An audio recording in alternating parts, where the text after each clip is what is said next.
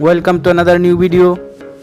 In this video you will see how to fix Roblox voice chat tutorial without ID verification.